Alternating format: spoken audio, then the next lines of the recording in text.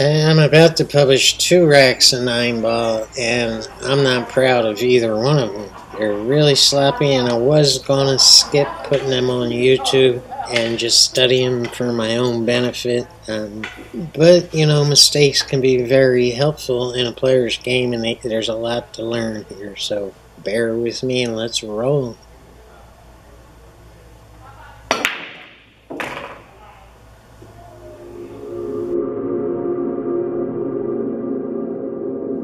In the first game after the break, this is what we're left with. And the first thing everyone's going to notice is I have a bank on the 1 ball, or I have a pretty easy safety play. And that's not really my concern. My concern is with this 5 ball and this 4 ball right here. A pool player never ever wants to see the position of this 5 ball. And it's particularly true on this table with these side pockets. If we just shoot the 4 in the side and try to shoot the 5 down the rail, the only safe way to do it is to get straight in. Otherwise, that side pocket is going to swallow that cue ball.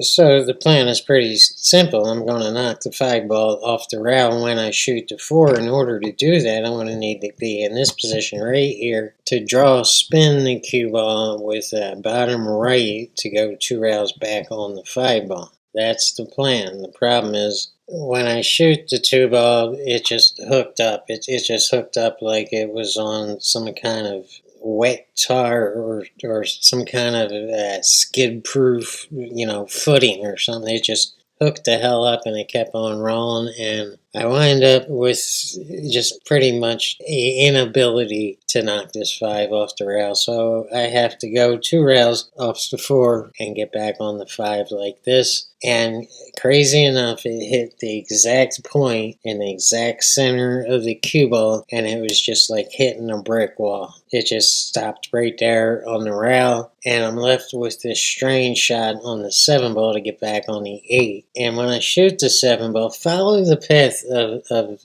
the cue ball after I shoot the 7 ball, and it seems to speed up. I'm trying to get behind the 8 ball on this side of the 8 to shoot a long shot up in the corner and be right there in the 9, but it just picked up speed off this rail. I wind up with another bank. Yep, you're right. I suck, and I have a lot of nerve putting this garbage on YouTube for millions of people to come and see.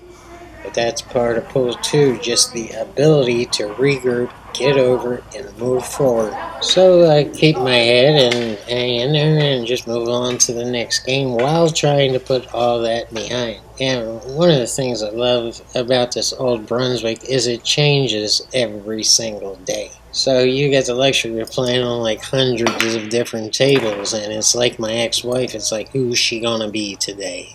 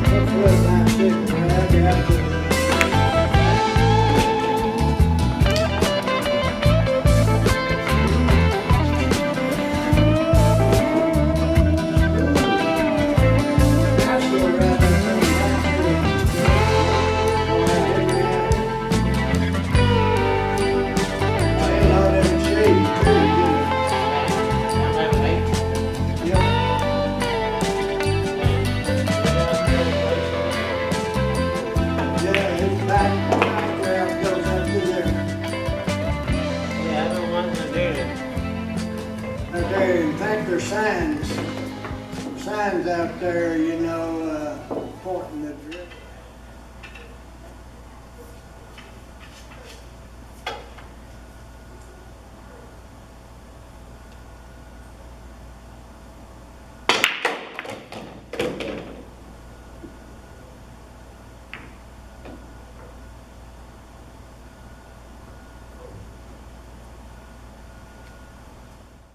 That's how the big dogs are breaking nowadays, but I'm having trouble dialing it in. And here's what we have left. And again, at first glance, it looks like gravy, but it's not gravy at all. What are we doing on this 2-ball? And the 2-ball is frozen to the rail. The problem with this is the 8-ball is not frozen to the rail.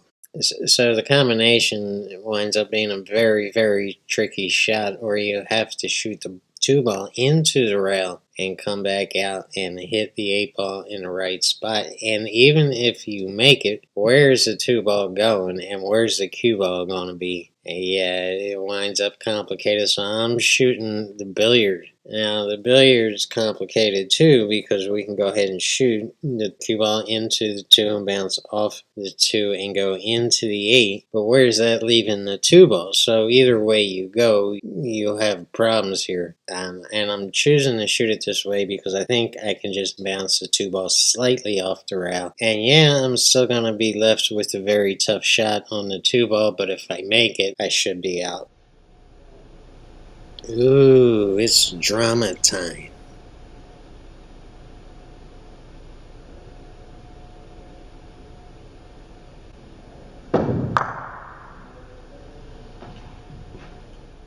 Now wait a minute, I want you to see the whole shot from start to finish. And we'll still keep it in slow motion just to add some drama. Ooh. Ew. Oh wow, I'm good. I'm good. And from this point, I just start freewheeling in one stroke in and just running the rest of these balls out because my plan is to get the hell out of here. But first, we need a name for this pool table because I plan to take it with me. And I think I'm going to name her Sadie because I love her and I'm going to fix her. When I was 10 years old, my brother brought Helter Skelter, a book, home from somewhere, and he wasn't going to read it, but I damn sure did. And I fell in love with Susan Atkins, who was the sweetest, most innocent little girl who was just charming and just Susan was awesome. And her alias name was Sadie Mae Glutz. And anyway, she wound up being a psychopath, a cold-blooded killer, sleeping in an old school bus in a garbage dump somewhere in California. Yeah, and it always just freaked me out how a person could go from such a sweet little girl to such a cold-blooded killer. I mean, what was with that? I didn't understand, and it confused me. And it confused me just like this pool table does. Anyway, we're going to rerun this rack. Thank you guys for tuning in. This pool table's name is Sadie. Sadie. Sadie. And I'm gonna fix her because I love her.